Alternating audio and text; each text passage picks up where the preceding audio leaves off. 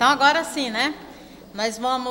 Já falamos sobre os fundamentos da física quântica, todo mundo já está formado em física quântica, já sabe a diferença entre onda e partícula, nenhuma, né? A natureza intrínseca das ondículas. E nós temos a ideia do que é um campo, né? Que está associado às forças naturais, às forças fundamentais, correto?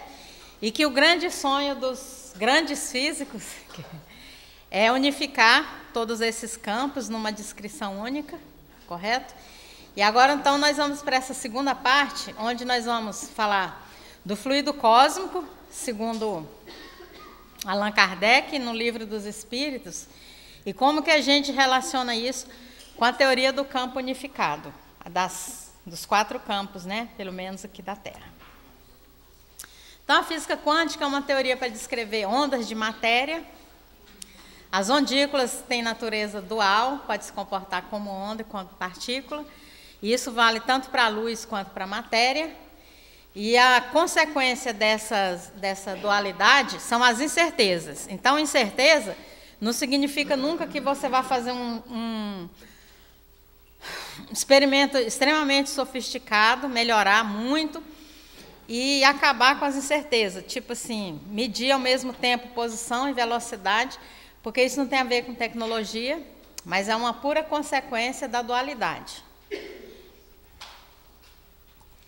E nós colocamos aqui que, além das incertezas que a física fala também, nós temos aí um tipo de material, como o perispírito, que é feito do fluido cósmico. Eu vou colocar aqui o fluido cósmico na pessoa do perispírito, que ele tem natureza dual, tanto de matéria quanto de espírito. E não sou eu que estou dizendo isso, certo? Quem diz isso é a questão 27 do Livro dos Espíritos.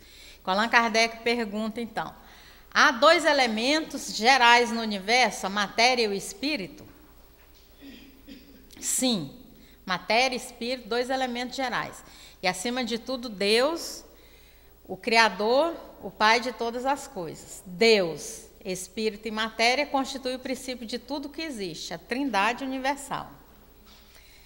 Mas, ao elemento material, se tem que juntar o fluido universal, ou fluido cósmico, né? Fluido cósmico ou universal, mesma coisa, grego e latim, que desempenha o papel de intermediário entre o espírito e a matéria propriamente dita, por demais grosseira a matéria, para que o espírito possa exercer ação sobre ela. Embora, de certo ponto de vista, seja lícito classificá-lo como elemento material, então isso aí é uma dúvida muito grande, gente, e a gente tem que entender essa questão 27, tá certo? O fluido cósmico não é o elemento material a partir do qual se faz tudo, correto? Porque, embora seja lícito classificá-lo como elemento material, ele se distingue, é outra coisa que matéria, se distingue desse por propriedades especiais. Se o fluido universal fosse positivamente matéria, razão não haveria para que também o espírito não fosse. Está colocado entre o espírito e a matéria, é fluido como a matéria, é suscetível pelas inumeráveis combinações com esta e sob a ação do espírito de produzir a infinita variedade das coisas de que apenas conheceis uma parte mínima. Então, olha só, as combinações do fluido, né? Sobre a ação do espírito é que produz a infinita variedade das coisas que a gente nem conhece tudo, né? Hoje em dia, o que a gente sabe é que, na época do Allan Kardec não se sabia, que a maior parte da matéria do universo é matéria escura, que é invisível aos nossos olhos, correto? A gente conhece uma mínima parte. Esse fluido universal ou primitivo elementar, sendo o agente de que o espírito se utiliza, a matéria básica do espírito, é o princípio sem o qual a matéria estaria em perpétuo estado de divisão e nunca adquiriria as qualidades que a gravidade lhe dá. Então, qual que é a qualidade que a gravidade dá à matéria? A massa. Nós vamos ver agorinha, tá certo? Então, olha só, para mim ficou bastante claro que o espírito e o corpo, no caso a matéria, né, eles têm a mesma origem, estão nos extremos da escala, não podendo se comunicar diretamente. A comunicação ocorre através de um terceiro corpo, que tem a propriedade dos dois, portanto, ele é semimaterial, tem propriedade de matéria e espírito, e é uma das inúmeras combinações do fluido universal, que no caso o perispírito. O que faz com que uma coisa que tem propriedades de matéria e de espírito seja distinta da matéria propriamente dita? Porque a matéria, ela existe isoladamente, só matéria. E existe só espírito, correto? Mas o fluido cósmico, o nosso perispírito, você nunca vai conseguir extrair dele a componente espiritual para ele ficar só matéria. Nunca, correto? Então ele é diferente, porque ele nunca vai se encontrar naquela polaridade, só matéria ou só espírito. Só espírito é só Deus, correto? O perispírito, a definição no Livro dos Espíritos, é o laço que prende o espírito, correto? Então, ele tem natureza material e espiritual, e se a gente evoluir ao máximo na escala, nós vamos ser 99,99% espírito, quase nada matéria, mas não vamos ser espírito. É isso que distingue do princípio material. E é isso que distingue de Deus, que é puramente espírito. Então, ele tem as propriedades, mas não se separa. Então, ele é um terceiro elemento. Tá certo? E a dualidade, ela tem como consequência as incertezas. O espírito evolui através do trabalho, tornando a sua componente material de seu perispírito cada vez mais sutil, infinitamente sutil. Mas só Deus, o Criador de tudo, é todo espírito. Tá? Então, voltando aqui para a uranografia geral, capítulo 6 da Gênesis, há um fluido etéreo que enche o espaço e penetra os corpos. Esse fluido é o éter, ou matéria cósmica primitiva, geradora de mundos e seres. São-lhes inerentes as forças que presidem as metamorfoses da matéria, as leis imutáveis e necessárias que regem o mundo. Esse capítulo, ele é textualmente extraído de uma série de comunicações ditadas à Sociedade Espírita de Paris, entre 1862 e 1863, sobre o título Estudos Uranográficos, e assinadas Galileu, né, e o médium CF, Camille Flammarion, as iniciais do nome Camille Flammarion. Uma revelação que eu tive, através da doutora Marlene, é que essas comunicações elas foram anímicas, porque Camille Flammarion é a reencarnação do Galileu, que estava ditando que era o espírito, sabe? Então, eram comunicações anímicas. Camille Flammarion, ele foi um físico também astrônomo espiritualista, que foi muito perseguido na França por ele concordar, frequentava lá junto com Allan Kardec, né? Essa história toda. Se perguntasse qual é o princípio dessas forças e como pode estar na própria substância que o produz, diríamos o exemplo a mola. A elasticidade da mola, que faz estender ela, está na própria mola e não depende do modo de agregação das moléculas, é o tipo de material que é feita a mola que dá elasticidade a ela. Essas múltiplas forças, indefinidamente variadas segundo as combinações da matéria, localizadas segundo as massas, diversificadas em seus modos de ação, segundo as circunstâncias e os meios, são conhecidas na Terra sob o nome de gravidade, coesão, afinidade, atração, que são todos sinônimos lá de força elétrica, né? Magnetismo, eletricidade. Em outros mundos, elas se apresentam sobre outros aspectos. Quando nós falamos das 4 forças fundamentais, estamos falando aqui da Terra, né?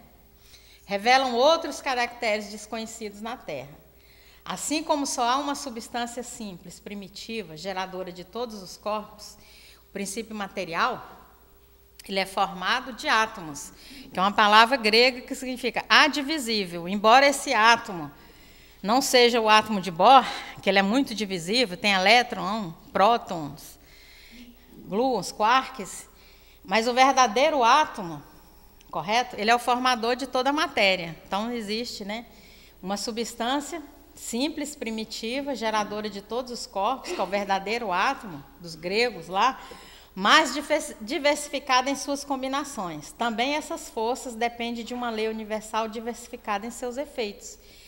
Então, ele está garantindo aqui que existe uma força universal e que ela se torna, essas forças todas, como casos particulares. Todas essas forças, elas são eternas e universais, como a criação, são imutáveis, né? Então, de vez em quando, lá no Brasil, coisa que acontece no Brasil, os prefeitos da cidade do interior, eles querem modificar, por exemplo, a lei da gravidade. Eles não sabem que é eterno e universal, não muda. Porque eles querem fazer uma caixa d'água assim, bem na praça, com a foto dele bem grande, né? Foi eu que fiz. Aí o engenheiro chega lá e fala assim, não, mas colocar a caixa d'água aqui não é uma boa, porque é baixo, não vai dar pressão e tal. Por que não pode? Por causa da lei da gravidade. Ele falou assim, mas essa lei é estadual, municipal ou federal? Se for municipal, já está revogada.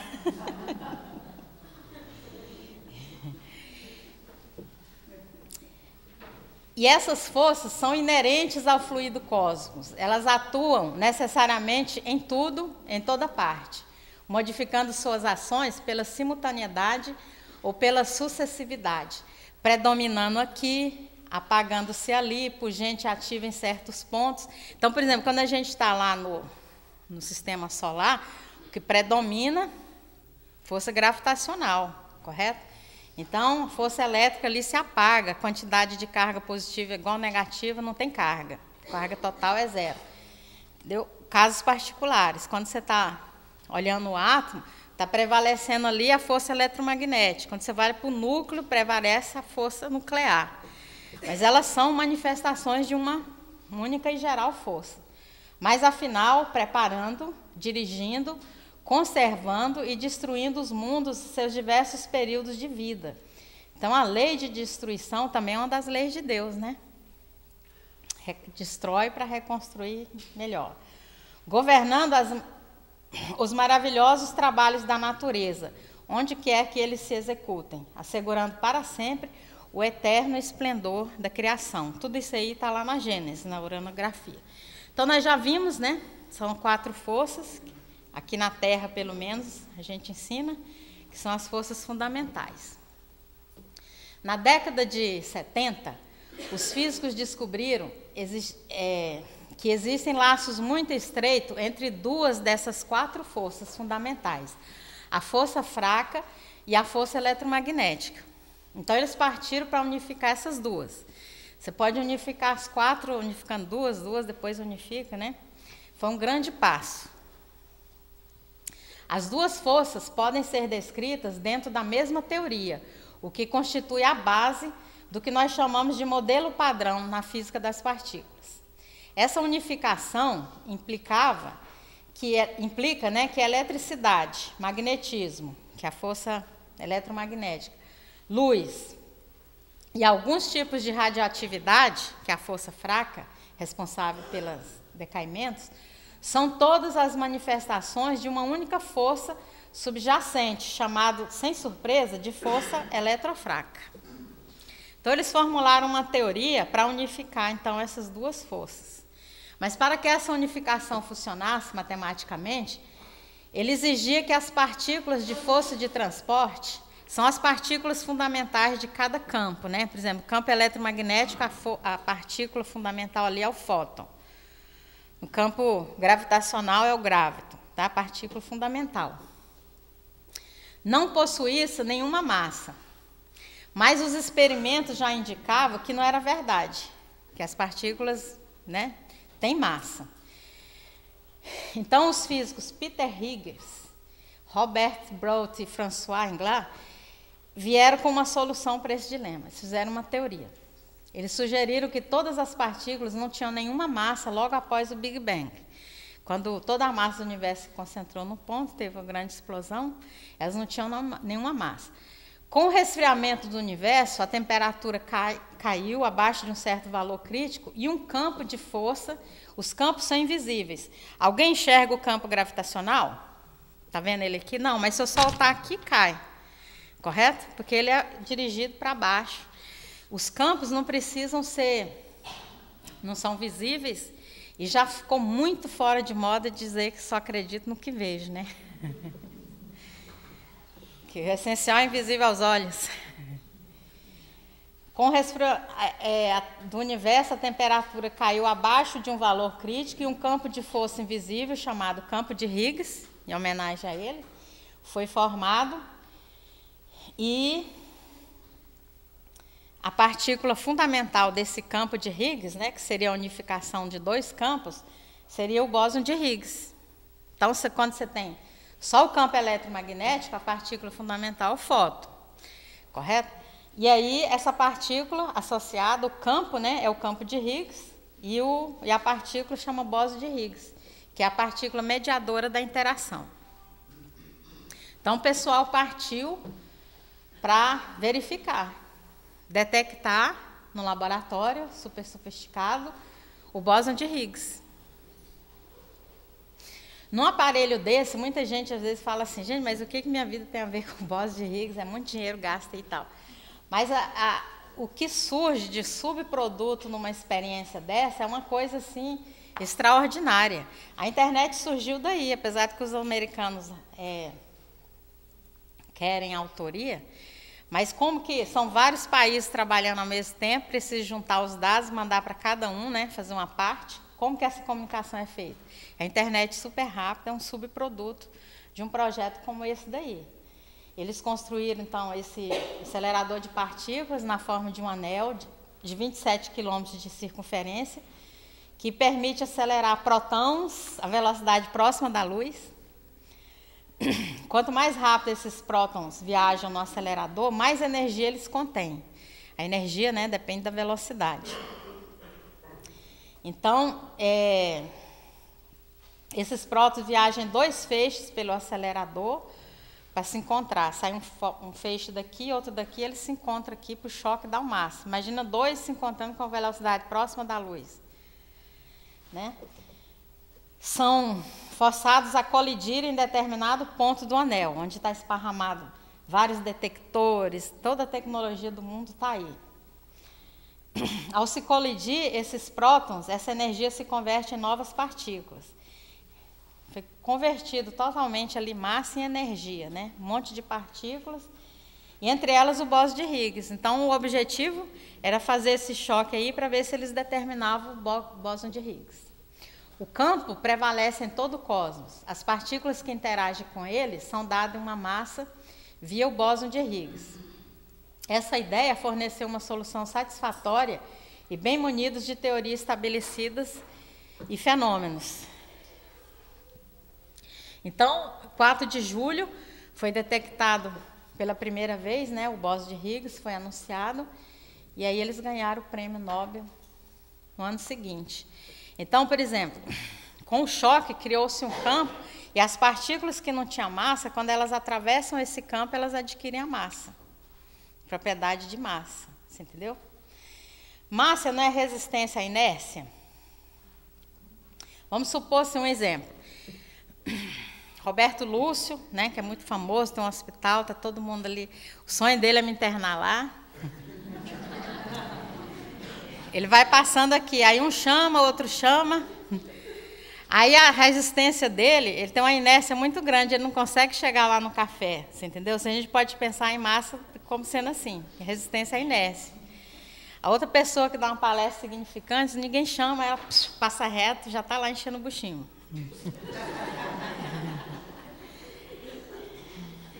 E aí, quando saiu esse resultado do Prêmio Nobel, né, a doutora Marlene perguntou, Célia, busca aí, então, no livro dos Espíritos, aí o que o Allan Kardec falou. Eu falei, ele falou tudo. Ele podia até ter ganhado o Prêmio Nobel, quer ver? Há 2 elementos gerais do universo, espírito e matéria, sim, acima de tudo Deus. Mas o elemento material se tem que ajuntar o fluido universal, que desempenha o papel de intermediário entre o espírito e a matéria, por demais grosseira, para que o espírito possa atuar sobre ela. Esse fluido universal ou primitivo, sendo o agente de que o espírito se utiliza, é o princípio sem o qual a matéria estaria em perpétuo estado de divisão e nunca adquiriria as qualidades que a gravidade lhe dá, que é a massa. O campo de Higgs, o fluido universal, né, entre parênteses a Célia falando, prevalece em todos os cosmos. As partículas que interagem com ele são dadas uma massa com as quais adquire a qualidade que a gravidade lhe dá. Observe que isso nos sugere uma analogia.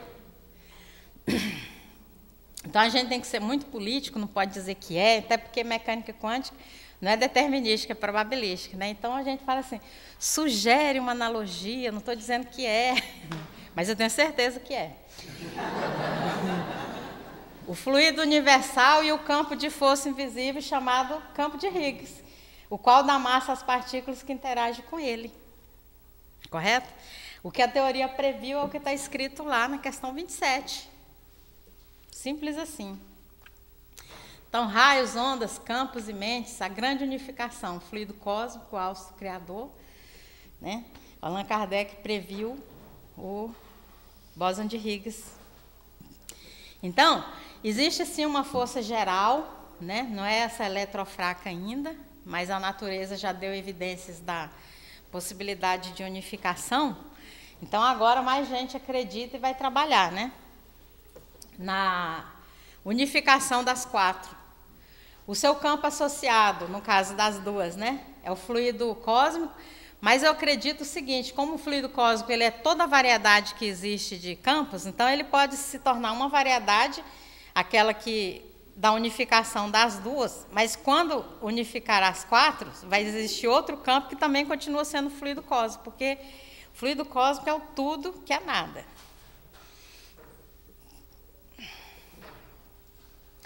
Ou hausto do Criador, que o André Luiz também chama o fluido cósmico do hausto do Criador, força nervosa do todo sábio. Nesse campo vibram, e essas vibrações são conhecidas como som, calor, luz, etc. E vivem constelações e sóis, mundos e seres inseridos nele como os peixinhos no oceano. Essa força geral para mundos como a Terra é conhecido como força gravitacional, eletromagnética, nuclear, fraca, forte. E essa força, o Einstein, numa carta que ele mandou para a filha dele, que o Einstein trabalhou na unificação das quatro forças, né? Ele fala que essa força é amor. Quando tiver uma força geral, você pode dar o nome que quiser, né? Até amor. O seu campo associado é o fluido cósmico, o plasma divino, hausto do Criador, força nervosa do todo sábio. Nesse campo vibram e vivem constelações e sóis, mundos e seres inseridos nele como peixes no oceano. Toda a variedade que a gente conhece, né, a gente pode imaginar como variações do fluido cósmico. Essa força geral, para mundos como a Terra, é conhecida como força gravitacional, eletromagnética, fraca e forte.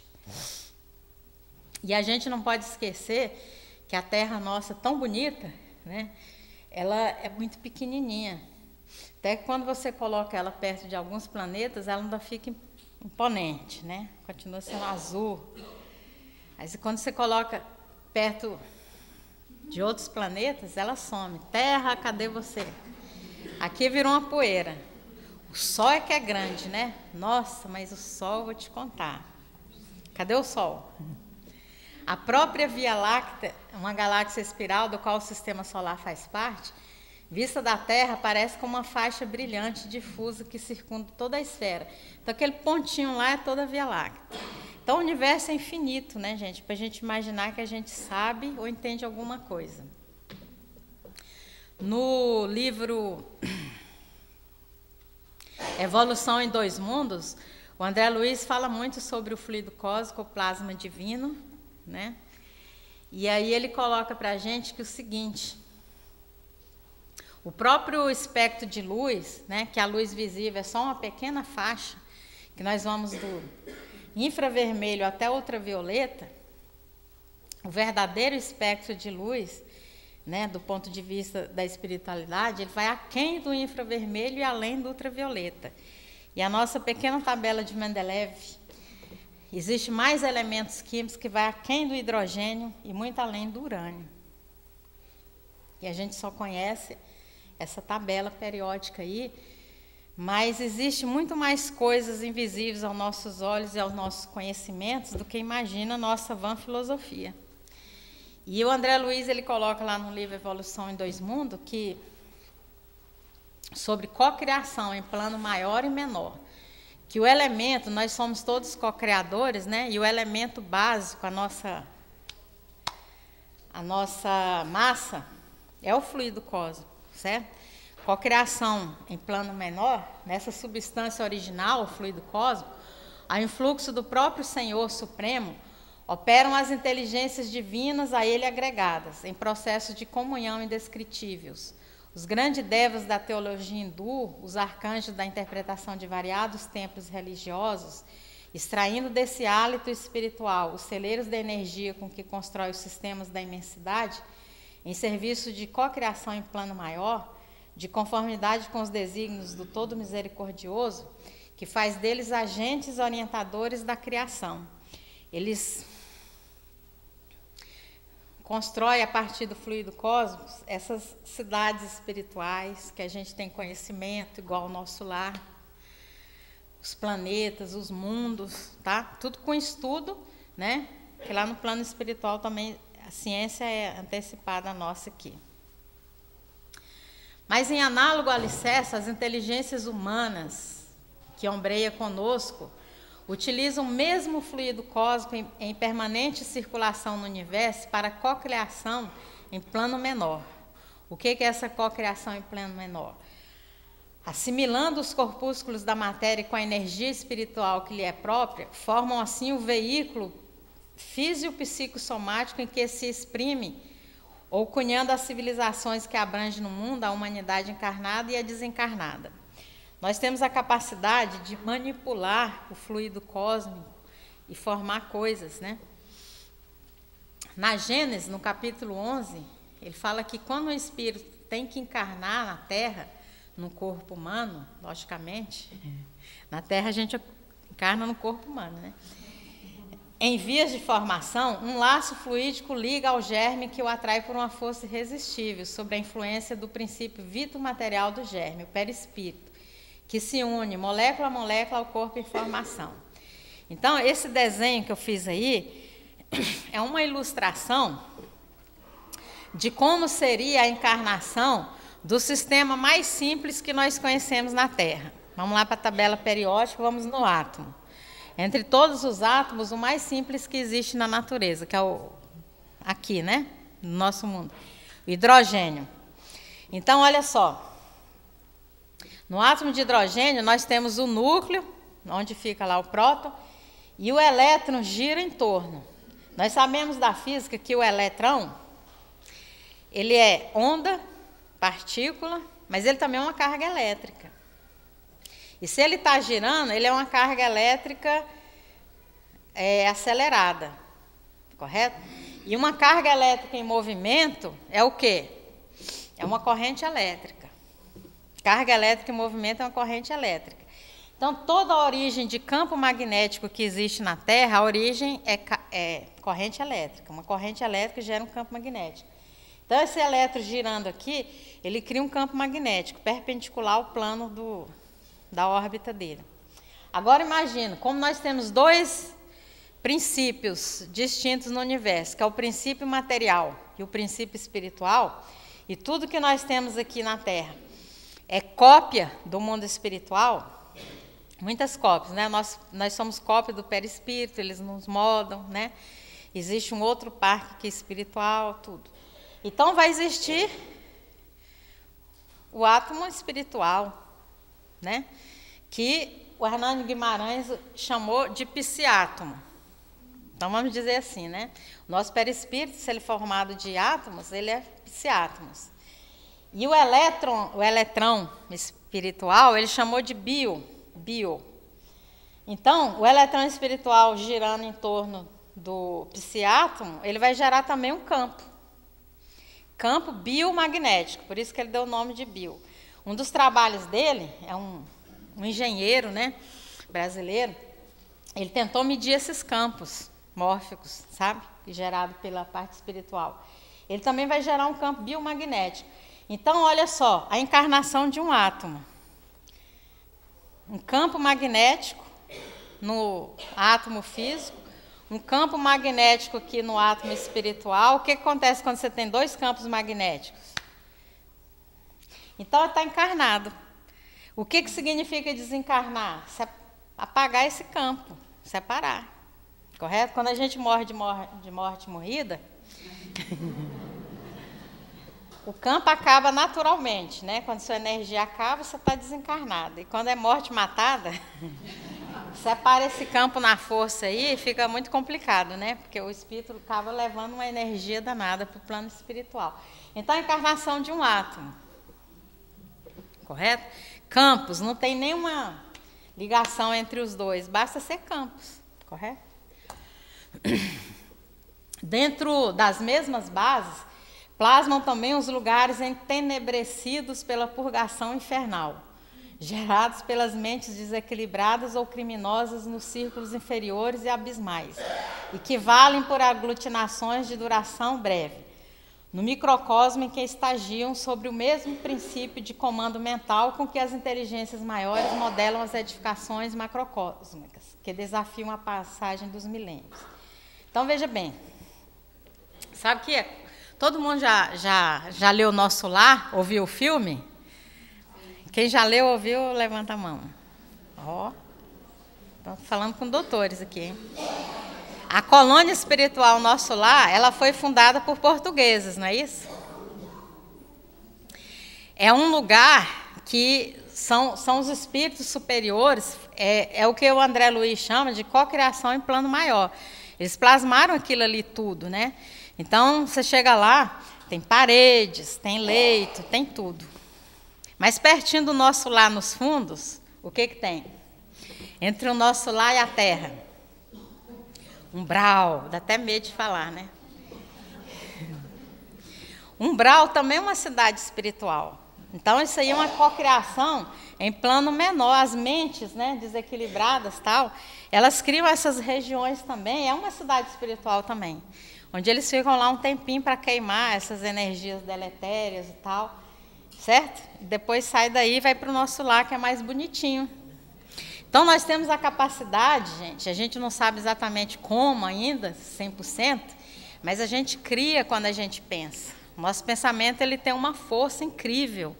As maiores construções, histórias que já foi feita na humanidade começa com o pensamento, né? Primeiro você faz o pensa, quero uma casa assim. Aí depois faz o projeto, depois faz a obra. O pensamento é o início de tudo.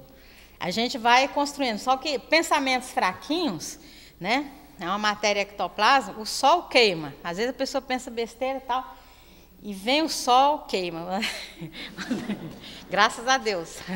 O André Luiz diz que de noite a gente sente mais medo, porque as criações mentais da humanidade, elas ficam assim, sabe? E aquilo ali vai dando para a gente uma sensação mais de medo. Quando vem o raiar do sol, o sol queima esses pensamentos, dá uma purificada no ar e refresca tudo. Mas se o pensamento for constante, né, ele tem capacidade de criar. E a matéria básica para isso é o fluido universal. Então, nós podemos plasmar lugares santificados, mesmo em cocriação em plano menor, onde almas são recuperadas, curas são feitas, lágrimas secadas e passados tenebrosos apagados da memória pela oportunidade de trabalho. Todas essas potencialidades estão no nosso centro de força geral, universal, único, cujas peculiaridades respondem pelo nome de afeto, misericórdia, bondade, amor, simplicidade, amizade, assim na Terra como nos sóis infinitos. É o exemplo de um trabalho como esse, os trabalhos dos centros espíritas, né, que nós temos essa oportunidade de criar. Essa aí é a poesia mais linda de todas que eu acho, do Chico Xavier, que depois Joaninha dá um jeito de passar para quem quiser. E queria só falar que, em termos de participação nesses congressos, minha inspiração sempre foi a doutora Marlene, porque ela dava, inclusive, os temas, né? E, muitas vezes, ela passou para fazer palestra de coisas que eu não sabia nada, nunca nem tinha ouvido falar, e já dava marcado o dia e a hora. Então, isso é fantástico. Eu adoro ela. E graças a ela e a Paulinha estou aqui hoje, sou muito grato. E também a vocês pela paciência de ter me ouvido. Só isso.